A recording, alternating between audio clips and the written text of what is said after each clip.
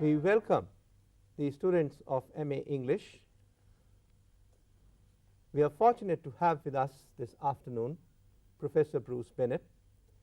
Professor Bruce Bennett is the head of English at the University College, University of New South Wales. He is also the presiding member, University College Academic Board.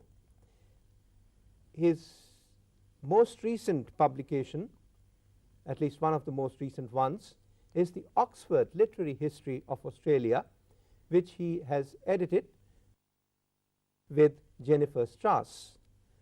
Professor Bruce Bennett has a deep interest in the Asia-Pacific region, and many of his publications have dealt with that. He has, for instance, a book called A Sense of Exile, Essays in the Literature of the Asia-Pacific Region. He had also earlier edited the Penguin New Literary History of Australia together with Hernigan, but that was way back in 1988, and I think this new Oxford Literary History is really very timely. I will not go into more details of his publications because they are numerous and that would take a long time. So we will go on now to have a discussion on the colonial history to begin with, the impact of British literature, how it looks away then from it, the impact of multiculturalism, for instance, and then maybe later on we will get on to talk of the contemporary literary history. He has an essay here in this book called Literary Culture Since Vietnam, and that could be the takeoff point for the contemporary period. So over to you, Bruce. Well, thank you, Professor Serene, and it's very good to be here in Delhi and talking to Indian students from around the country. I've come from the bush capital of Australia, Canberra, to be here in Delhi, and it's a tiny capital, as you know, since you visited there, compared with this major world capital, a little capital city of some 300,000 people, and it indicates perhaps the sense of space that we have in Australia that is so much part, I think, of our outlook. The literary history that you referred to, this rather heavy book, we finished just a couple of years ago, and I'm glad to hear that you think that it has some interest for you in your literature courses in India. Certainly Indian literature has almost as much interest in Australia for students as Indian cricket at the moment, but we share cricket and we share literature, and we share, as you indicated, that period of what you call the Raj, what we have often called the colonial period in Australian literature. And I guess one of the things that we have in common is that sense that we both countries saw, or many people in our countries saw, things through colonial eyes. We were partly responding to Britain and to British ideas and values, even as we understood that our histories went back much further than that. Yeah, that's interesting. As a matter of fact, the way history is looked at through the whites, there's been a lot of publication, particularly in post-colonial theory from Australia, and the way we look at history, the colonial history, is not the way Australia or the whites would, Canada for instance, would look at the literary history. Though once again I find that there is a bit of difference. It's not the same kind of framework that you would apply to other white settler countries as you would to perhaps Australia, because of the beginnings, the colonial beginnings there, it being a penal colony and so on. Yes, I think you're right about that. I think the Aboriginal history of settlement before the British commenced settlement in 1788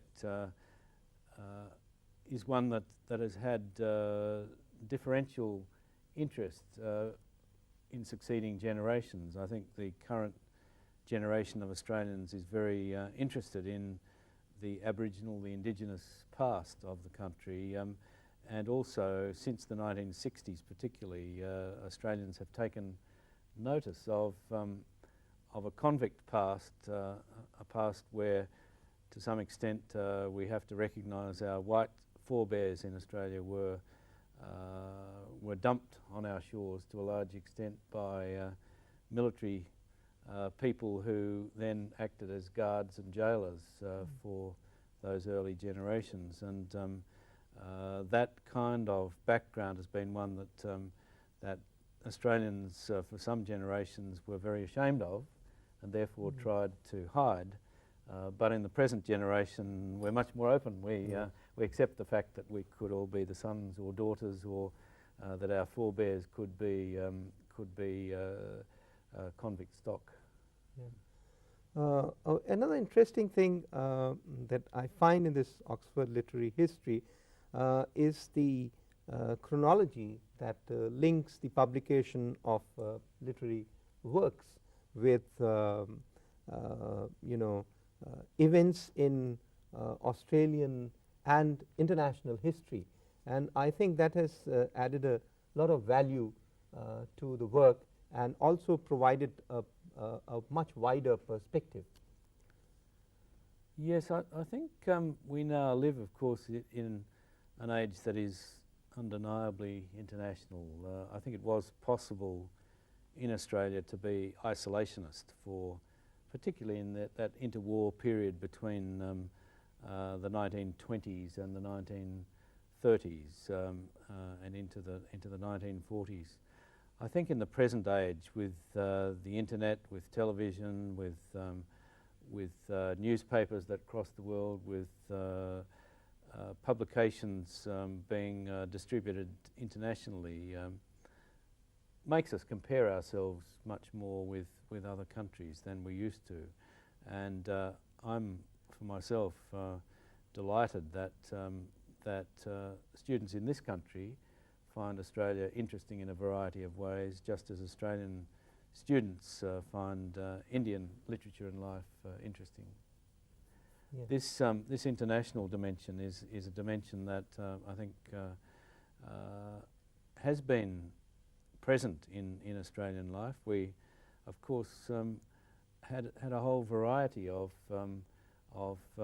peoples, even in the earliest days. From in that convict period, the Irish were particularly influential, as well as those coming from England and Scotland and elsewhere. And there were, as the gold rush period commenced in the 1850s in Australia, there were Americans who poured in from California who weren't finding gold in California. There were Germans, there were Scandinavians, there were the most famous Australian writer of the 1890s, Henry Lawson, of course, had a Norwegian father.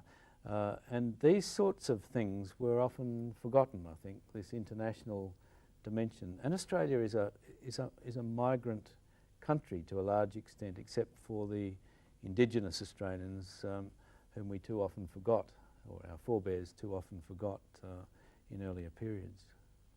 Yeah, that Aboriginal history is also an interesting part, and I was wondering if you would like to elaborate on the Mabo decision, which brought in a lot of change to the way history is looked at in Australia. Yes, this was a decision of the High Court of Australia handed down in 1992, which found that whereas the British colonialists had often described Australia as terra nullius, that is a country with no with an empty country, as it were, without, as it were, people who owned or had any custodianship over that land. The 1992 Mabo decision, named after Eddie Mabo, the Aboriginal Torres Strait Islander who brought the case initially, found that indeed there had been prior custodianship of Australia, and that the land rights, therefore, of Aboriginal people, which could be established as being continuous, were to be respected. And that has had a very considerable influence on Australian attitudes to Aboriginal people, and I think to the land. That notion that anything you grabbed, as it were, could be owned and taken over was extended into a notion that the Aboriginal people who had lived and worked on this land before them were, in a sense, co-owners of the country. Did it also lead to some rewriting of history books? Particularly, there was a controversy that the earlier history books now were no longer reflecting the true history with the Mabo, after the Mabo decision. Yeah. Yes, there was in fact a good deal of rewriting of Australian history, and a good deal of literature as well that dealt with the issues surrounding Aboriginal presence in Australia. Among the most important of the historians in this area is Henry Reynolds, whose book The Other Side of the Frontier drew attention to that other notion that instead of history being seen as a progression of, in the American sense, as progression of white people moving across the land and making triumphant wins against the native peoples and taking over and becoming masters of the land, you had a notion of a society which had already existed, which had pre-existed, and which had its own kind of importance. And a novelist like Thomas Keneally, with his novel The Chant of Jimmy Blacksmith, is one that shows how Aboriginal resentment could build up against the notion of white control and could erupt in violence, because the myth had been propagated that the Aboriginal people were entirely passive and were accepting of the white dominance, whereas Thomas Keneally's novel showed that there was in fact resistance as well as reconciliation. Yeah, as a matter of fact, I would think that it makes very interesting reading to look at Keneally's The Chant of Jimmy Blacksmith, and then to look at Medruru's The Wildcat Falling. Yes. They make a good comparison of two different perspectives. Yes. Colin Johnson, who reverted to an Aboriginal name, Madruru, was a prisoner in Fremantle Jail in Western Australia when he came out for stealing vehicles, I think. And when he came out of jail, he wrote this novel, Wildcat Falling, which showed, in a sense, the fall of Wildcat, the wildcat figure, the wild person whom he presented himself in that novel as being. And yes, I think that kind of fiction, and that's a 1965 novel, Wildcat Falling, is one that's awakened an interest in, as it were, racial matters in Australia, an interest which any reading of Indian literature would also make interesting. Another thing I thought could be interesting for our students is regarding poetry. You know, in Indian poetry, you would not find anywhere Indian poetry written in English, any poetry that would sort of talk derisively of the queen or the crown, and so on. But interestingly, some of the early poetry, I mean, I'm not trying to say that, well, that's the real sentiment. There were at least, like Henry Lawson writing a pasquinade in his poem, the Ode to the Queen, where you know, he is able to talk of the Queen as a dull old woman whom the English call the Queen. So this comparison, you know, that's something that perhaps would be very interesting for the Indian students, that at least someone is able to do it, whereas here, despite of so much against the British, so much fight for the freedom of India and so on, nobody could write that kind of poetry. Yeah. That is very interesting because, as I mentioned before, Henry Lawson's his father was Norwegian. His name was Larson, Henry Larson, Larson, and he changed that to Lawson. And so he didn't feel a necessary connection, as it were, with the mother country. And he is known as one of Australia's early nationalists and republicans, Henry Lawson, and he was writing in the 1890s. But Australian republicanism has a history that goes back. Australian republicanism, which has not yet happened, has a history which goes back to the 1830s, when Charles Harper was also writing republican poetry. There is a stream of Australian culture which has been and remains nationalist and republican, and I have no doubt that within the next decade or so, Australia will follow India's example and become a republic. Exactly what form of republic that will be, we're not yet sure. Yeah, that's right. I wonder, I think we must be about to run over the time. I wonder if there are any significant things that you would, any other significant things that you'd like to mention about this early Australian literary history, the settler period, as it is called. I think there is one other thing that we haven't yet spoken about, and that is that it was a very masculine culture. One of the chapters in the Oxford Literary History of Australia is called National Dress or National Trousers, ? And there is a sense in which that early pioneer society of men working on the land excluded women, although women in their own way took over moral guardianship roles, which I think gave them a different sort of role in Australia.